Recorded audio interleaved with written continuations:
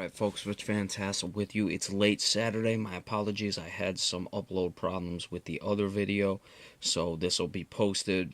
I'm going to do this now late Saturday, and then I'll post it early when I wake up on Sunday, which will be Christmas. So, a Merry Christmas to everyone. But we're giving you the preview of the Christmas Day games of Week 16.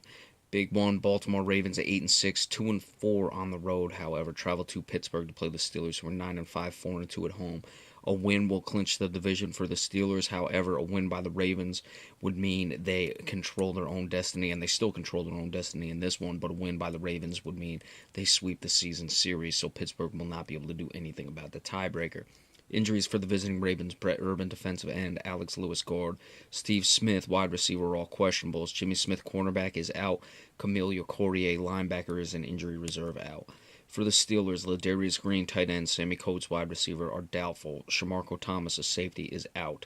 Darius Hayward-Bay, wide receiver; Stephon Tuitt, defensive end, questionable. Now, of course, Le'Veon Bell, despite missing the games early on in the season with the suspension, he's still above 1,000 yards, above 1,100 yards. He may even break 1,300 yards by season's end, so very impressive in that regard. He's over 5 yards per carry, so give him that as well, or just under 5 yards per carry, excuse me. Terrence West, on the other hand, for Baltimore, he's put together a pretty solid season, but he hasn't been nearly as consistent on a game-to-game basis. And you look at Le'Veon Bell, he's just been spectacular every week. Now, Baltimore does have a very good run defense. They have a very good defense in general, but we've seen guys like Ezekiel Elliott be able to get some yards on them. So that's something to keep an eye on. I think Jay Ajayi had a decent game against the Ravens, if I'm not mistaken. It could have been another guy I'm missing there, but I'm pretty sure it was Ajayi. So keep an eye on that. Flacco has not been spectacular on the offensive end.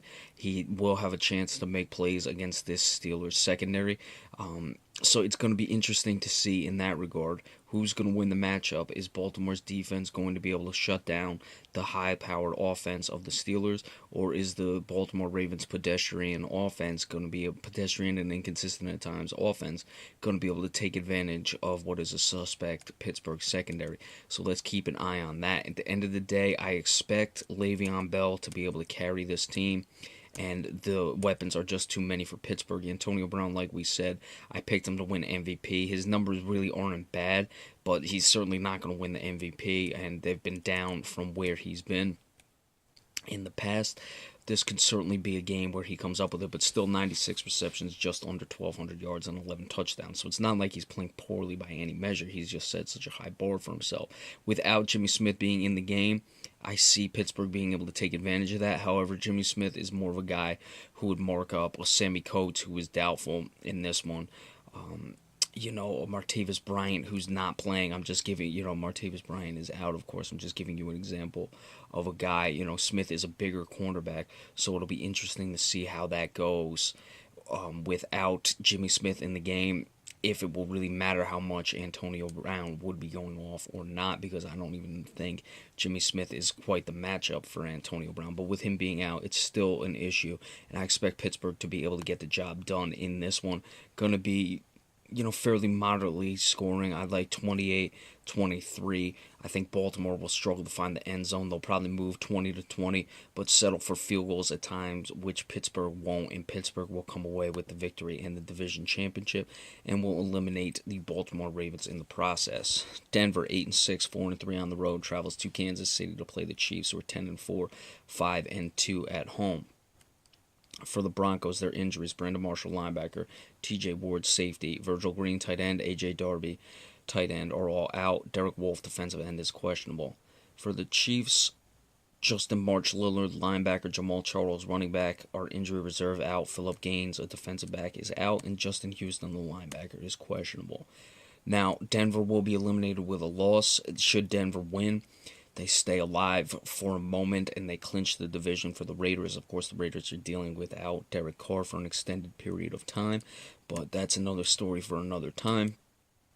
As far as this game, Denver's defense will have to step up and make plays. Kansas City has a lot of playmakers, special teams as well with Tyreek Hill.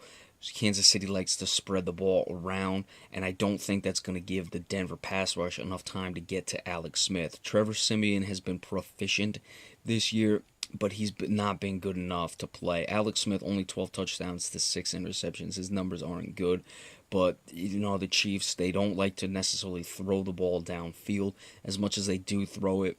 They like to use a passing game in lieu of the run. So a short passing game, that is, in lieu of the run. So certainly that brings Smith's numbers down a bit. They run the ball. Spencer Ware's having a good year, over 4 yards per carry, a little shy of 4.5, right around 4.25, only 3 touchdowns. But he's had some help as well. You've had other guys running the ball for the Chiefs, but Spencer Ware's been carrying the bulk of it. A guy like a Travis Kelce as well. He's just another weapon. You have a Jeremy Maclin as well. Tyreek Hill can do things offensively. He's kind of like one of those combo guys we know Andy Reid loves. A Brian Westbrook style player that he used for many years in Philadelphia.